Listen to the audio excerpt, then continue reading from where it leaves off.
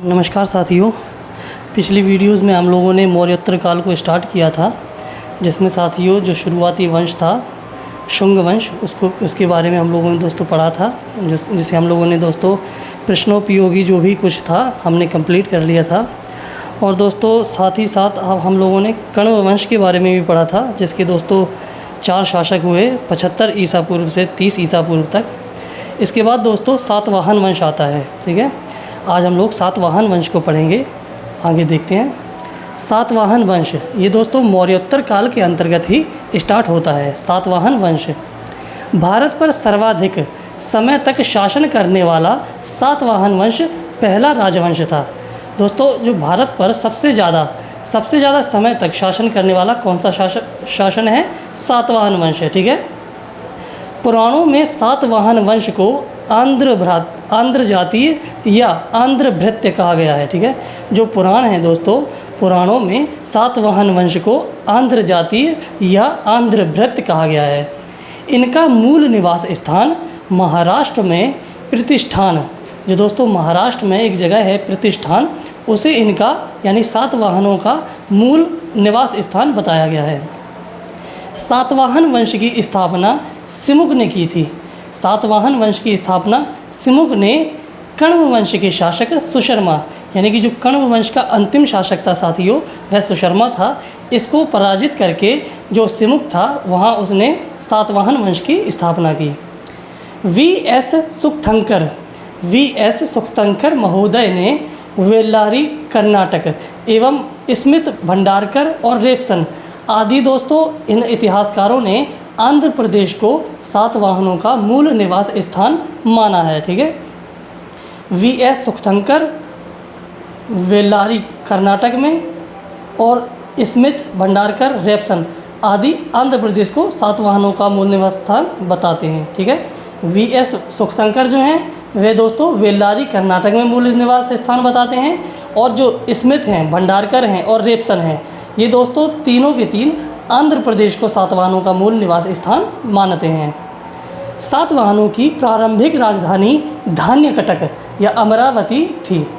सातवाहनों की प्रारंभिक राजधानी धान्यकटक या अमरावती थी। ठीक है, शातकर्णी प्रथम ने सर्वप्रथम गोदावरी नदी के किनारे प्रतिष्ठान या पैठण को अपनी राजधानी बनाया था। जो शातकर्णी प्रथम था दोस्तों सातवाहन शासक, इसने सर्वप्रथम गोदावरी नदी के किनारे जो प्रतिष्ठान स्थान है या पैठण कहें तो उसको दोस्तों राजधानी बनाया था शातकर्णी प्रथम ने। जैन परंपरा के अनुसार सिमुक ने बौद्ध एवं जैन दोनों प्रकार के मंदिरों का निर्माण कराया। जो जैन परंपरा के अनुसार है दोस्तों, वो जो सिमुक है, जो सातवाहन वंश का दोस्तों जो संस्थापक सिमुक है, इसने बौद्ध एवं जैन दोनों प्रकार के मंदिरों का निर्माण कराया। सिमुक के बाद दोस्तों कृष्ण ने शासन किया। ठीक है, अब कृष्ण के बाद कौन आते हैं? शातकर्णी प्रथम। शातकर्णी प्रथम के बारे में जान लेते हैं दोस्तों। ये सातवाहन वंश का सबसे प्रथम शासक था, जो सबसे जो योग्य था। ठीक है, यह प्रथम शासक था सातवाहन वंश का जो सबसे योग्य था पिछले शासकों से। शातकर्णी प्रथम इस वंश का प्रथम योग्य शासक था। उसकी उपलब्धियों का ज्ञान नागनिका के नानाघाट अभिलेख पूना से मिलता है। ठीक है, जो नागनिका का जो नानाघाट अभिलेख है दोस्तों, इसकी उपलब्धियों यानी शातकर्णी प्रथम की उपलब्धियों का ज्ञान हमें नागनिका के नानाघाट अभिलेख से मिलता है, जो कि दोस्तों पूना में स्थित है। इस अभिलेख से भूमि अनुदान का भी प्रथम साक्ष्य हमें मिलता है। जिस प्रकार से दोस्तों जो समुद्रगुप्त का दोस्तों एरन अभिलेख है, वहाँ से हमें प्रथम बार सती प्रथा का साक्ष्य मिलता है। इसी प्रकार दोस्तों जो नानाघाट अभिलेख है पूना में, इससे दोस्तों हमें भूमि अनुदान का प्रथम साक्ष्य मिलता है। शातकर्णी प्रथम ने 2 अश्वमेध यज्ञ किए व 1 राजसूय यज्ञ किया। ठीक है, शातकर्णी प्रथम ने 2 अश्वमेध यज्ञ और 1 राजसूय यज्ञ किया। इनकी रानी नागनिका अंगीय वंश की राजकुमारी थी। दोस्तों जो नागनिका का नानाघाट अभिलेख मिला है, यह शातकर्णी प्रथम की रानी यानी पत्नी थी। ठीक है, जो कि अंगीय वंश की राजकुमारी थी। अंगीय राजा अपने को महारथी कहते थे। जो अंगीय राजा थे वह अपने को महारथी कहते थे। महारथी का मतलब दोस्तों जो हाथियों की सवारी करता हो, जो हाथियों का पालन करता हो। ठीक है। सांची स्तूप के दक्षिणी तोरण द्वार पर अभिलेख में शातकर्णी प्रथम का उल्लेख मिलता है। जो सांची का स्तूप है दोस्तों, उसके दक्षिणी तोरण द्वार पर शातकर्णी प्रथम का उल्लेख मिलता है। इस लेख को वशिष्ठी पुत्र आनंद ने खुदवाया था। शातकर्णी प्रथम ने मालव श्रेणी की गोल मुद्रा व अपनी पत्नी के नाम पर रजत मुद्रा चलवाई। जो शातकर्णी प्रथम है दोस्तों, इसने मालव श्रेणी की गोल मुद्रा चलवाई व अपनी पत्नी नागनिका के नाम पर रजत मुद्रा चलवाई थी। रजत मानी चांदी। ठीक है, चांदी की मुद्रा चलवाई थी। उसने दक्षिणाधिपति, प्रतिष्ठानपति एवं अप्रतिहत चक्रपति, ठीक है, अप्रतिहत चक्र की उपाधि धारण की। तो दोस्तों शातकर्णी प्रथम की उपाधियाँ कौन कौन सी हैं? दक्षिणाधिपति, प्रतिष्ठानपति एवं अप्रतिहत चक्र, अप्रतिहत चक्र। ठीक है, ये 3 उपाधियाँ शातकर्णी प्रथम की हैं। अब दोस्तों देखते हैं आगे जो शासक हुआ हाल। ठीक है, हाल ये सातवाहन वंश का दोस्तों 17वां शासक था। सातवाहन वंश का 17वां शासक हाल हुआ। यह एक प्रसिद्ध कवि था और एवं विद्वानों का आश्रयदाता भी था। उसने गाथा सप्तशती नामक प्राकृत भाषा में श्रृंगार रस प्रधान एक काव्य भी लिखा था। दोस्तों जो गाथा सप्तशती है, ये रचना दोस्तों प्राकृत भाषा में है, जो कि हाल के द्वारा लिखी गई है। जो दोस्तों प्राकृत भाषा है, ये दोस्तों जैन धर्म की भाषा थी, और जो पाली भाषा थी, ये बौद्ध धर्म की भाषा थी। ठीक है, गाथा सप्तशती हाल के द्वारा लिखी गई थी, जो कि प्राकृत भाषा में है। ठीक है साथियों, आगे देखते हैं दोस्तों हाल के बारे में। आगे जो दोस्तों हाल की गाथा सप्तशती है, इसमें साथियों प्रेम कथाओं का वर्णन है। ठीक है, जो हाल की गाथा सप्तशती है, इसमें प्रेम गाथाओं का वर्णन है तथा यह शिव स्तुति से प्रारंभ होता है। ठीक है, हाल की राजसभा में पैशाची प्राकृत में लिखित व्रत कथा के रचयिता गुणाढ्य तथा कातंत्र नामक संस्कृत व्याकरण के लेखक सर्ववर्मन निवास करते थे।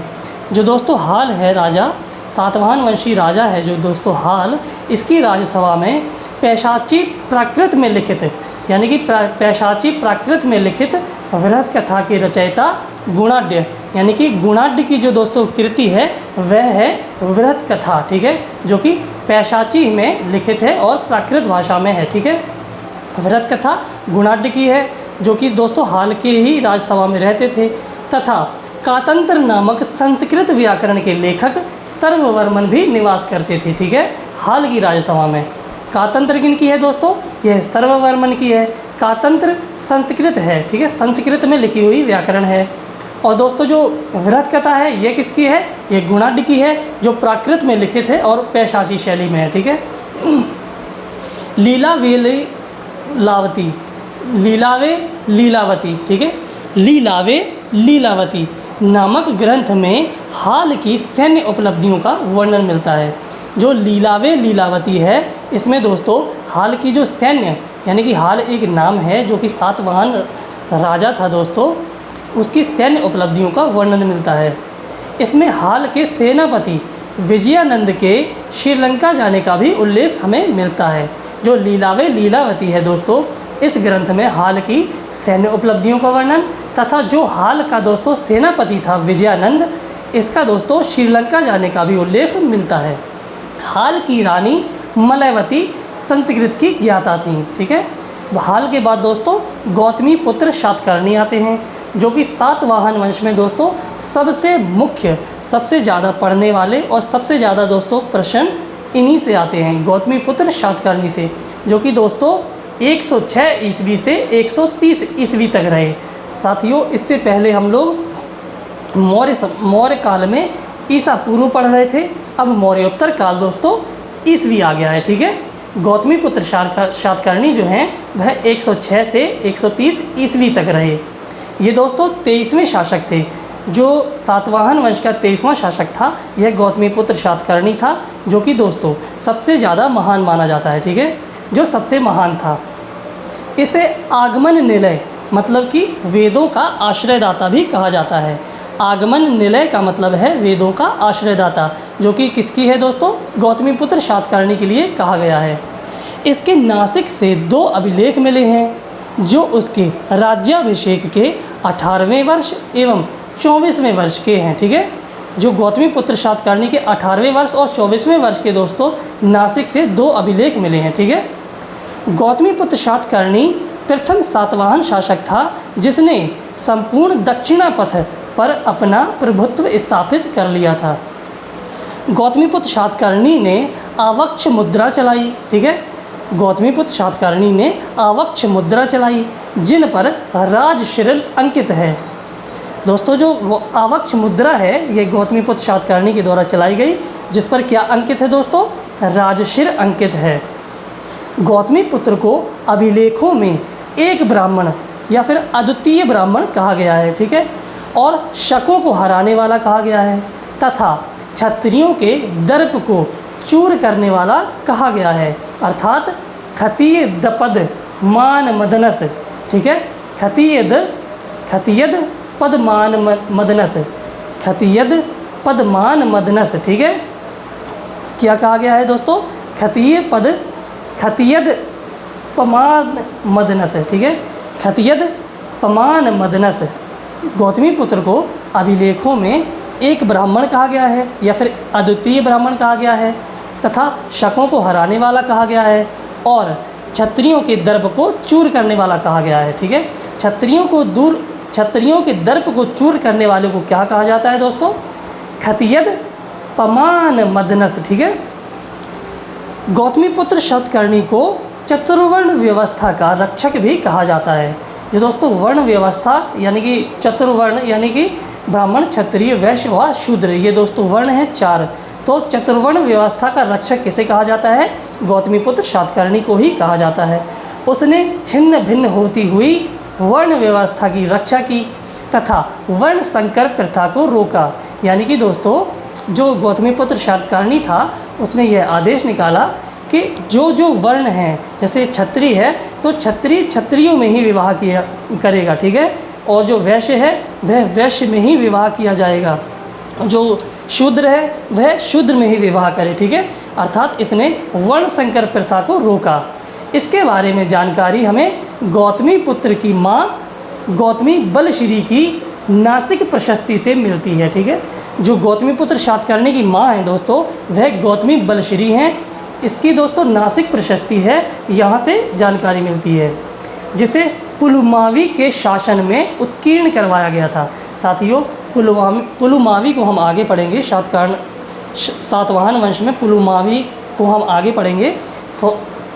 पुलुमावी के शासनकाल में ही यह दोस्तों गौतमी बलश्री की नासिक प्रशस्ति उत्कीर्ण की गई थी। ठीक है, पुलुमावी के शासनकाल में गौतमी बलश्री की उपाधि राजर्षि वधु, गौतमी बलश्री की उपाधि राजर्षि वधु है। गौतमी बलश्री किसकी माता है? ये गौतमी सातकर्णी माता है। ठीक है, गौतमी सातकर्णी की माता हैं। इसने यानी कि गौतमी बलश्री ने इसने भदावनीय भिक्षु संघ को नासिक में दान दिया था। गौतमी बलश्री ने भदावनीय भिक्षु संघ को नासिक में दान दिया था। गौतमीपुत्र सातकर्णी के अभिलेखों के अनुसार उसके घोड़े 3 समुद्रों का पानी पीते थे। ठीक है, त्रिसमुद्र पियपित वाहन। ठीक है, कुछ वैसे ही करके नाम है दोस्तों, त्रिसमुद्र पियपित वाहन, यानी कि जो गौतमीपुत्र सातकर्णी के घोड़े थे उसके घोड़े दोस्तों 3 समुद्रों का पानी पी चुके थे। अर्थात दोस्तों उसने गौतमीपुत्र सातकर्णी ने कई जगहों पर अपने अनुसार आक्रमण करके जीत लिया था। ठीक है, गौतमीपुत्र सातकर्णी ने क्षयरात वंश के शासक नहपान, क्षयरात वंश मानी शक, क्षयरात वंश के शासक नहपान को परास्त कर उसके द्वारा चलाए गए चांदी के सिक्कों को पुनः प्रसारित करवाया था। ठीक है, जो दोस्तों क्षयरात वंश है ये शक की ही एक शाखा है। क्षयरात वंश के शासक को यानी नहपान को गौतमीपुत्र सातकर्णी ने परास्त कर उसके द्वारा चलाए गए चांदी के सिक्कों को पुनः प्रसारित करवाया था। इस विजय की पुष्टि हमें जोगलथंबी मृदभांड यानी नासिक से होती है। जोगलथंबी मृदभांड जो है वह नासिक से मिला है। और दोस्तों इसी से हमें जानकारी मिलती है कि जो क्षयरात वंश यानी शक वंश की शाखा जो क्षयरात थी उस वंश का शासक नहपान को गौतमीपुत्र सातकर्णी ने हराया था। ठीक है साथियों, अब आगे देखते हैं हम लोग। आगे दोस्तों जो जोगलथम्बी है, यहाँ से 13,250 रजत मुद्राएं प्राप्त हुई हैं। ठीक है, जो जोगलथम्बी है यहाँ से 13,250 रजत यानी चांदी की मुद्राएं प्राप्त हुई हैं, जिनमें से 9,270 सिक्के गौतमीपुत्र सातकर्णी ने पुनः प्रसारित करवाए थे। गौतमीपुत्र सातकर्णी ने खखरात वसनिख शेष करस, खखरात वसनिख शेष करस की उपाधि धारण की क्यों की थी? इन्होंने इसलिए की थी दोस्तों, छहरात वंश का निर्मूलन करने वाला था। ठीक है, ये जो दोस्तों उपाधि है खखरात वसनिख शेष करस, खखरात वसनिख शेष करस, ये उपाधि है दोस्तों जो गौतमीपुत्र सातकर्णी के द्वारा ली गई थी। क्यों ली गई थी? क्योंकि दोस्तों इन्होंने छहरात वंश का निर्मूलन करने वाला, क्योंकि इन्होंने छहरात वंश का निर्मूलन किया था। ठीक है, गौतमीपुत्र सातकर्णी ने शक विजय के उपलक्ष्य में वेणकटक स्वामी की उपाधि भी धारण की थी एवं वेणकटक नगर की स्थापना की थी। जब गौतमीपुत्र सातकर्णी ने दोस्तों शकों को हराया, तब दोस्तों इसने वेणकटक स्वामी की उपाधि धारण की एवं वेणकटक नगर की भी स्थापना की थी। गौतमीपुत्र सातकर्णी ने नासिक बौद्ध संघ को अजकालकीय तथा कार्ले भिक्षु संघ को करजक नामक ग्राम दान में दिए थे। गौतमीपुत्र सातकर्णी ने नासिक बौद्ध संघ को अजकालकीय तथा कार्ले भिक्षु संघ को करजक नामक ग्राम दान में दिए थे। करजक पहले उशावदात यानी नहपान का दामाद था। जो उशावदात है दोस्तों, यह नहपान का दामाद था। करजक पहले उशावदात नहपान का दामाद के अधिकार में था। जो करजक स्थान था दोस्तों, यह दोस्तों कार्ले भिक्षु संघ को गौतमीपुत्र सातकर्णी ने दिया था। और दोस्तों ये करजक स्थान ये उशावदात के अधिकार में था। उशावदात कौन था? नहपान का दामाद था। तथा उशावदात ने भी इसे बौद्ध संघ को दान में दिया। इस प्रकार दोस्तों जो करजक स्थान है ये 2 बार बौद्ध संघ को दान में दिया गया। एक बार उशावदात जो दोस्तों नहपान का दामाद था, इसके द्वारा करजक को दिया गया बौद्ध संघ को, और दोस्तों गौतमीपुत्र सातकर्णी के द्वारा भी करजक को दिया गया था बौद्ध संघ को। सातकर्णी प्रथम का साम्राज्य विस्तार। सातकर्णी प्रथम यानी कि गौतमीपुत्र सातकर्णी प्रथम का साम्राज्य विस्तार देख लेते हैं। गौतमीपुत्र सातकर्णी के पुत्र पुलमावी के 19वें वर्ष के नासिक गुहा लेख से गौतमीपुत्र सातकर्णी द्वारा विजित निम्न क्षेत्रों का पता लगता है। आइए कौन कौन से वो क्षेत्र हैं जो दोस्तों गौतमीपुत्र सातकर्णी के द्वारा जीते गए थे। और दोस्तों गौतमीपुत्र सातकर्णी का जो पुत्र था पुलमावी, उसके 19वें वर्ष में नासिक गुहा लेख से यह प्राप्त होते हैं, यानी कि इसकी जानकारी मिलती है कि गौतमीपुत्र सातकर्णी ने किन किन प्रदेशों को जीता था। पहला है ऋषिक। ये दोस्तों कृष्णा नदी का तटीय प्रदेश था। जो ऋषिक है ये दोस्तों गौतमीपुत्र सातकर्णी के द्वारा जीता गया था, जो कृष्णा नदी के तटीय प्रदेश पर था। दूसरा है मूलक। तीसरा है अस्सक, यह गोदावरी का तटीय प्रदेश था। चौथा है सुराष्ट्र। पांचवा है कुकुट, ये दोस्तों पश्चिमी राजपूताना स्थान था। छठवां है विदर्भ। सातवां है अपरांत, ये उत्तरी कोंकण स्थान है। ठीक है, अपरांत 7वां स्थान था, उत्तरी कोंकण। 8वां है अनूप, ये नर्मदा घाटी के स्थान पर था। 9वां है अवंती, यह पश्चिमी मालवा में स्थित था। 10वां है आकर दोस्तों पूर्वी मालवा में स्थित था। ये दोस्तों 10 प्रदेश जो थे ये गौतमीपुत्र सातकर्णी के द्वारा जीते गए थे, जिसकी जानकारी हमें पुलमावी के नासिक गुहा लेख से मिलती है। अब देख लेते हैं दोस्तों अगला वाला शासक। ठीक है, वशिष्ठी पुत्र पुलमावी, जो कि गौतमीपुत्र सातकर्णी का पुत्र था वशिष्ठी पुत्र पुलमावी। इसका शासनकाल 130 ईस्वी से 154 ईस्वी तक रहा। एडी मतलब दोस्तों एनो डोमिनी। ठीक है, ईस्वी को एनो डोमिनी कहते हैं। आंध्र प्रदेश पर विजय के कारण उसे प्रथम आंध्र सम्राट भी कहा जाता है। साथियों जो वशिष्ठी पुत्र पुलमावी है यह गौतमीपुत्र सातकर्णी का पुत्र था। इसे दोस्तों इसने आंध्र प्रदेश को जीता, इसी कारण इसे प्रथम आंध्र सम्राट भी कहा जाता है। किसे? वशिष्ठी पुत्र पुलमावी को। नासिक अभिलेख में वशिष्ठीपुत्र पुलमावी की उपाधि दक्षिणापथेश्वर यानी आंध्र का शासक मिलती है। ठीक है, जो नासिक अभिलेख है दोस्तों, इसमें वशिष्ठीपुत्र पुलमावी की उपाधि जो है वह दक्षिणापथेश्वर मिलती है, जो कि आंध्र का शासक, इसका अर्थ है आंध्र का शासक। पुलमावी ने नवनगर की भी स्थापना की थी। जो नवनगर है दोस्तों, यह वशिष्ठीपुत्र पुलमावी के द्वारा स्थापना की गई थी।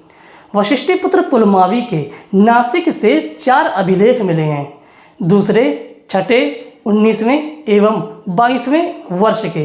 यानी कि जब यह दोस्तों शासन कर रहा था तो इसने नासिक में 4 अभिलेख खुदवाए थे। वो दोस्तों पहला अभिलेख दूसरे वर्ष में खुदवाया था, दूसरा 6वें वर्ष में खुदवाया था, तीसरा 19वें वर्ष में खुदवाया था और चौथा ये दोस्तों 22वें वर्ष में खुदवाया था। एवं कार्ले से भी 2 अभिलेख मिले हैं। जो कार्ले है दोस्तों, वहाँ से भी वशिष्ठीपुत्र पुलमावी के 2 अभिलेख मिले हैं।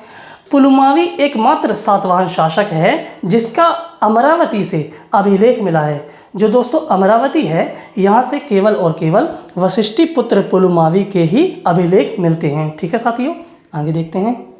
आगे दोस्तों, पुलमावी ने अमरावती के स्तूप के चारों ओर वेष्टनी का निर्माण कर स्तूप को संवर्धित किया था। जो वशिष्ठीपुत्र पुलमावी हैं दोस्तों, इन्होंने अमरावती के स्तूप के चारों ओर वेष्टनी का निर्माण करके स्तूप को संवर्धित किया था। ठीक है, पुलमावी शक शासक रुद्रदामन से पराजित हुआ था। दोस्तों रुद्रदामन ये वही है जिसका दोस्तों जूनागढ़ में अभिलेख मिला है, विशुद्ध संस्कृत में, यानी कि बहुत ही शुद्ध संस्कृत का अभिलेख जो है रुद्रदामन का अभिलेख है, वह दोस्तों इसी का है, सर्वप्रथम संस्कृत में। ठीक है, रुद्रदामन से वशिष्ठीपुत्र पुलमावी पराजित हुआ था, लेकिन उसने रुद्रदामन की पुत्री से विवाह करके अपनी स्थिति मजबूत की। ठीक है, जो वशिष्ठीपुत्र पुलमावी है ये रुद्रदामन से पराजित हुआ और रुद्रदामन की पुत्री से इसने विवाह किया और इसके बाद अपनी स्थिति मजबूत की।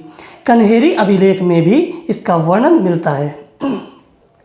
वशिष्ठीपुत्र पुलमावी के कुछ सिक्कों पर 2 पतवार वाले जहाज का चित्र बना हुआ है। साथियों, ये प्रश्न आया हुआ है कि 2 पतवार वाले जहाज का चित्र किस शासक के सिक्कों पर बना हुआ है? तो वशिष्ठीपुत्र पुलमावी जो है उसके सिक्कों पर दोस्तों 2 पतवार वाले जहाज का चित्र बना हुआ है।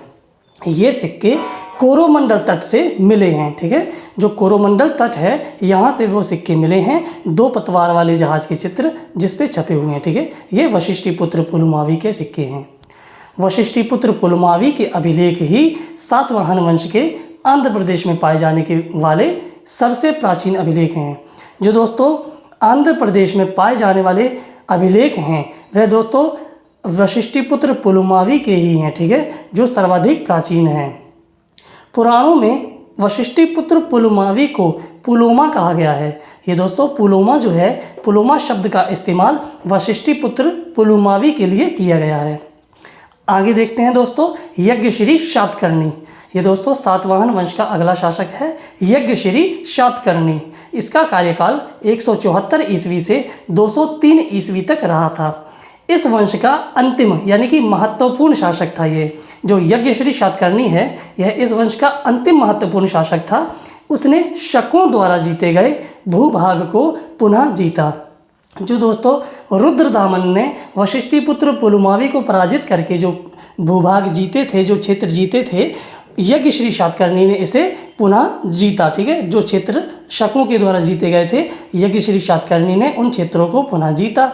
इसके सिक्कों पर कोरोमंडल तट से प्राप्त हुए हैं। जो इसके सिक्के हैं यानी कि यज्ञश्री शातकर्णी के जो सिक्के हैं वह भी दोस्तों कोरोमंडल तट से प्राप्त हुए हैं। जिस प्रकार वशिष्ठीपुत्र पुलमावी के सिक्के कोरोमंडल तट से प्राप्त हुए हैं, उसी प्रकार दोस्तों यज्ञश्री शातकर्णी के भी सिक्के कोरोमंडल तट से प्राप्त हुए हैं।